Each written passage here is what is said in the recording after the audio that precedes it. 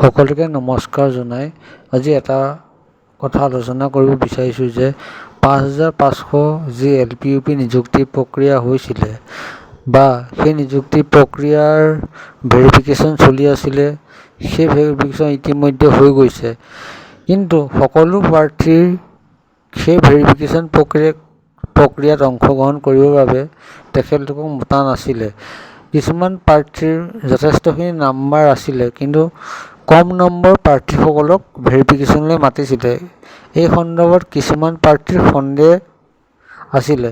কিন্তু মেইন কথাটো হৈছে কি, আপোনালোকে LP হওক বা আপাৰ প্ৰাইমেৰীয়ে হওক, আপোনালোকে 3খন ডিষ্ট্ৰিক্টত এপ্লাই কৰিবলৈ আপোনালোকে এটা চান্স পায়।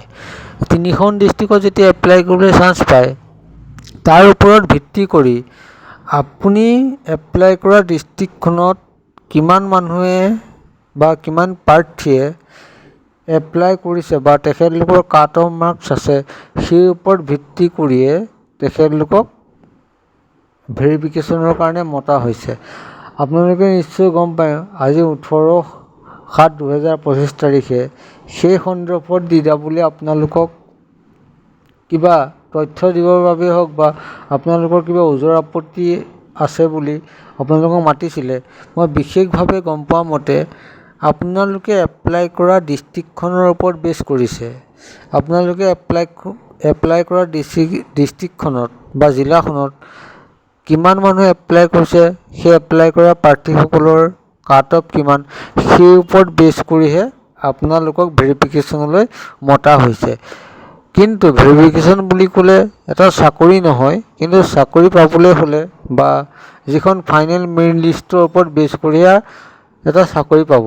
কিন্তু আপোনালোকে ভাবিব পাৰে মোৰ ইমান নাছিলে, মোক নামাতিলে। কিন্তু আপোনাৰ 59 বা আপোনাৰ 65 থাকিব পাৰে, কিন্তু আপোনাক মতা নহ'লে।